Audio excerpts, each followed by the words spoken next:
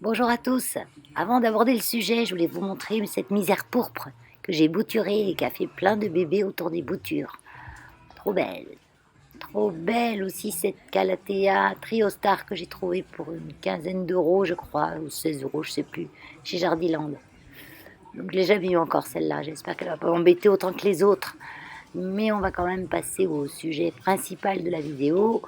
Oh, il y a un petit retour.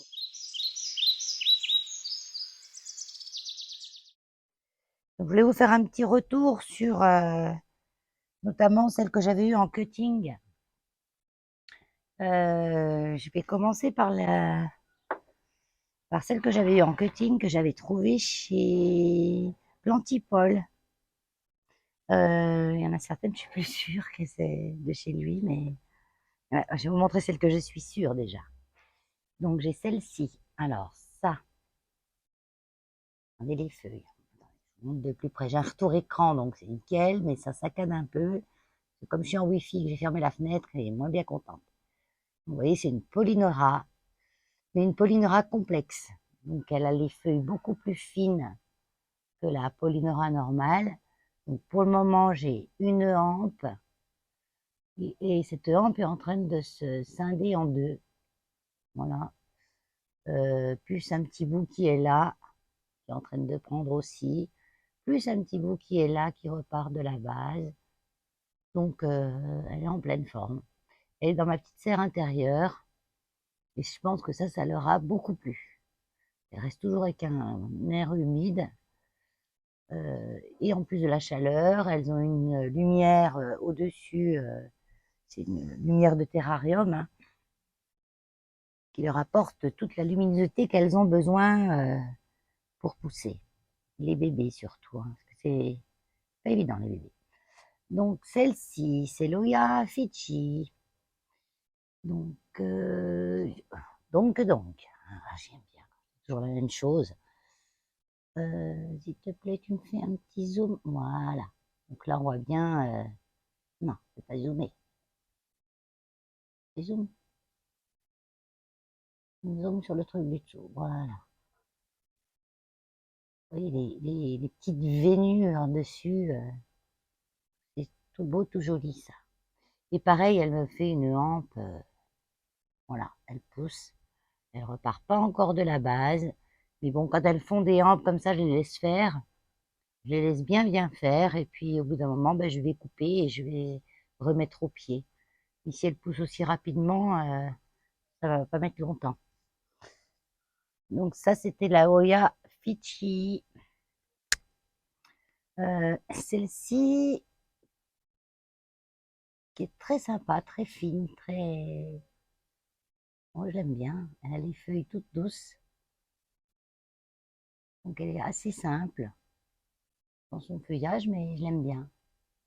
Pareil, elle fait une hanche avec des racines aériennes. Vous voyez, après, c'est facile de savoir où couper pour bouturer avec un. Ça, c'est la Paul Shirley. Shirley, exactement. Donc là, c'est une qu'on ne voit pas beaucoup non plus, hein, je trouve. Voilà. Après, on va prendre celle-là qui est devant, là, qui réclame. Donc ça, c'est l'Obovata Splash. Donc avec des jolis splashes, vous voyez. J'avais que deux feuilles au départ, hein. Quand je l'ai eu, j'avais que ces deux feuilles-là du bas. Et elle m'a fait tout ça. Elle pousse à une vitesse. Les splashes sont bien visibles. Et elle continue. En haut. Voilà.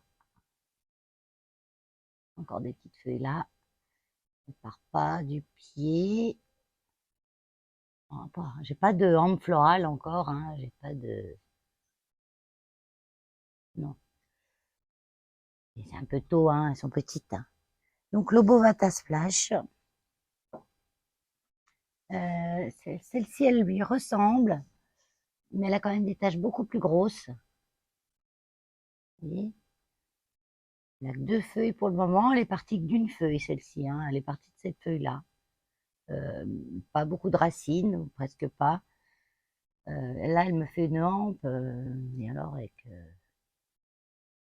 Donc les Oya, il faut savoir qu'elle jette une hampe et après elle fait les feuilles.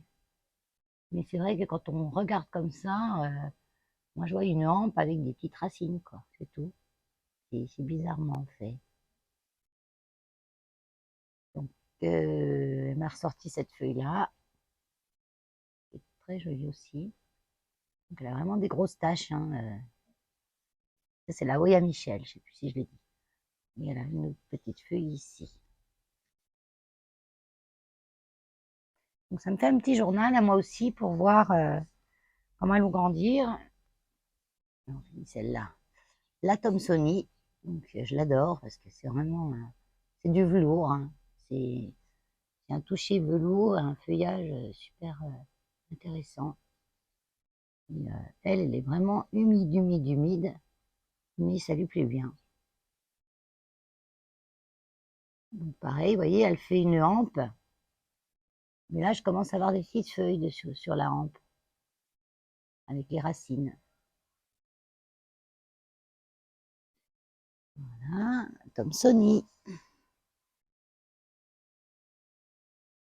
On parle de celle-là. Alors celle-là, c'est la Kenjiana. Donc c'était vraiment, elle avait pratiquement aucune racine, hein. C'était cette feuille, mais un petit bout de tige, hein, un petit bout de tige avec un petit nœud. Et depuis que je l'ai eue, j'avais mis sous un bocal en verre. Je me rappelle plus si vous avez déjà vu sur ma vidéo, mes vidéos précédentes, et elle faisait rien, quoi. Et donc je l'ai mise dans ma petite serre. Elle est super humide, elle est que dans la sphaigne. Et là, elle m'a fait celle-ci de feuille. Alors, est-ce qu'on va bien voir là? Voilà. Elle a fait celle-ci, elle m'a fait celle-ci qui vient là maintenant. J'essaye de tourner. C'est pas facile. En retour écran, on n'est pas dans le bon sens. Voilà. Donc elle a vraiment un feuillage aussi sympa, celle-là, dans sa forme et dans sa couleur, je trouve. Donc c'est la Kenjiana. Après, je rapproche les plus grosses là. Tiens, celle-là. Donc ça, magnifique feuillage aussi. Une hampe qui pousse, qui pousse, qui pousse. Elle a moins de racines, de petites racines, radicelles, là, de petites racines aériennes. Mais elle a des petits bourgeons, donc elle va me faire des feuilles sur cette hampe. Là, j'en ai une petite aussi de hampe, mais elle a séché apparemment. J'ai un retour écran saccadé, je suis en retard par rapport à ce que je vous montre, donc je vois pas s'il y a des mises au point. Voilà, vous voyez ce petit truc là, ça a séché, mais je le coupe pas, je laisse, hein. Et ça, c'est la Oya Callistophila. Donc pas boutons floraux non plus, elles sont un peu petites, hein. Mais elle est super sympa celle-là aussi. Les feuilles, au toucher, on dirait les feuilles d'un laurier frais. Et les feuilles des lauriers, on dirait presque ça. Avec des veinures vertes plus foncées. Ah là là, le zoom, suffit. Voilà, le zoom jusqu'en dessous, voilà. Bon, on a vu, hein.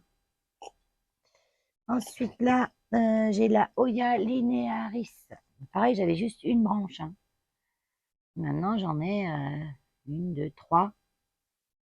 Parce que quand j'en ai trois, mais j'en ai une qui s'est scindée en deux, là.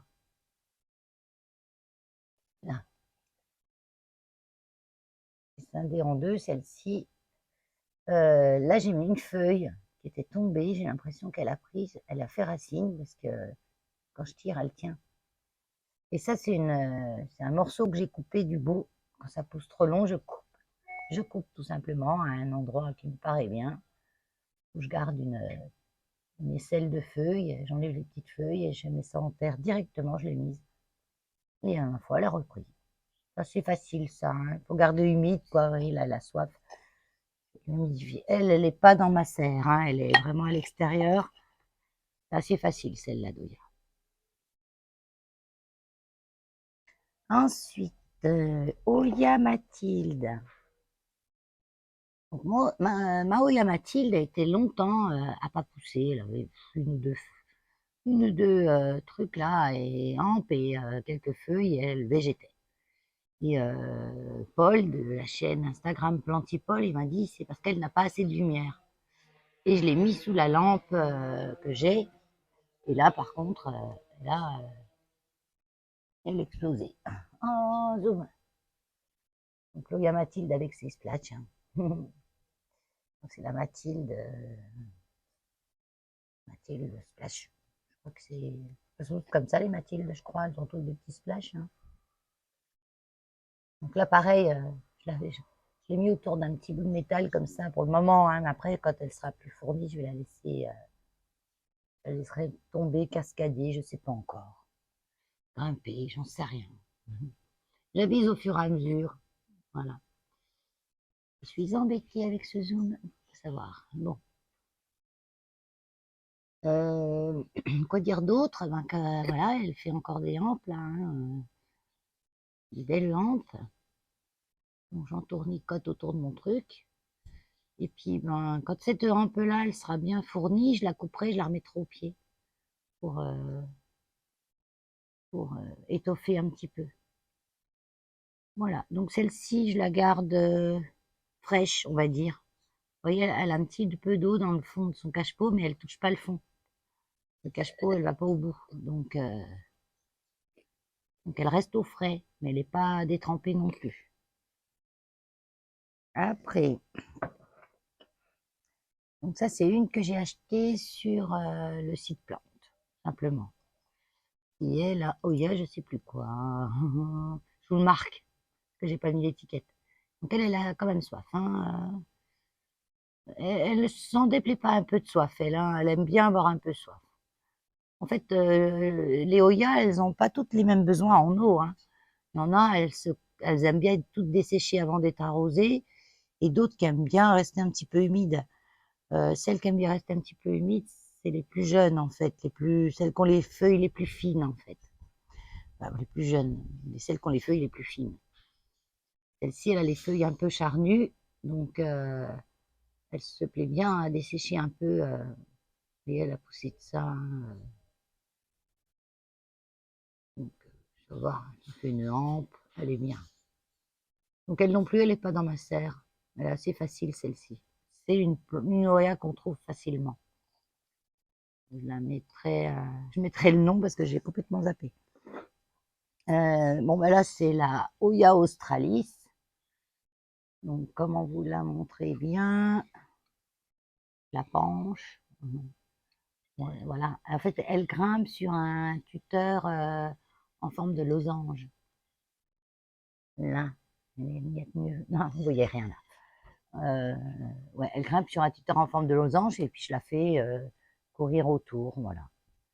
Donc, elle, je pense que là, elle a un peu soif. Pareil, elle aime bien dessécher un petit peu. Ensuite, on parle des... Ah oui, celle-ci. Alors celle-ci, heureusement que j'ai eu l'idée de sortir aujourd'hui, parce qu'elle est vraiment, elle est gaugée, quoi. Elle est gaugée de flotte. Hein. Elle est bourrée de racines. Dans le petit pot transparent, on voit bien. Alors, si je fais comme ça, tac, là. Ah ben voilà Valérie. Donc je sais pas si on y a beau retour caméra, mais on voit bien les racines bien blanches. Donc malgré qu'elle était dans une humidité constante, puisqu'elle est posée dans un cache-pot qui était rempli de flotte aussi, et dans la serre en plus. Mais bon, là, il n'y a pas des pluies apparemment. Donc ça, c'est la Passiflora, des petites feuilles toutes fines. Donc ni elle pousse, ni elle meurt. Je sais pas, celle-ci. Peut-être arrêter de l'humidifier, faire gaffe qu'elle soit moins dans l'humidité en fait. Je vais la mettre dans un pot en terre. Parce que quand elles ont bien raciné comme ça, je pense qu'il vaut mieux mettre dans un pot en terre parce qu'elle va finir par pourrir ses racines. Voilà. Donc la Passiflora. Et celle qu'il me reste, c'est mon désespoir. Celle-ci, c'est la Waimaniae. Donc la Waimaniae, à la base, elle a des feuilles très foncées, très charnues. J'avais une feuille et un cutting, quoi. Hein, et et il a jamais pris. Donc, je l'ai mis en sphaigne. C'est un peu noir, là, à cause de... De temps en temps, je leur mets aussi, je les arrose avec de l'engrais de bouturage. Celle-ci, les boutures, je sais, qui n'ont pas de racines. C'est Solubol, je sais plus. Et bah, ça a tendance à noircir, hein, les peaux, tout. Mais c'est pas grave, hein, c'est du bon biotope, on va dire. Donc là, je vais enlever, puis je vais regarder si elle a commencé de me faire des racines. Parce que là, ça fait vraiment longtemps, hein. Je sais plus combien de temps, mais ça fait longtemps que je les ai.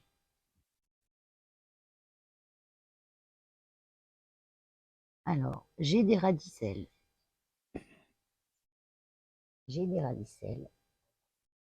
Ils sont blanches. Je vois pas de départ, je vois pas de vert, il n'y a rien qui Il n'y a rien qui vraiment me dit qu'elle va me faire une feuille, mais j'ai des radicelles, une toute petite radicelle. Donc, ben, je vais la laisser. Je vais la remettre dans son petit truc et je vais la laisser. Voilà. Allez, on remet tout ça là-dedans.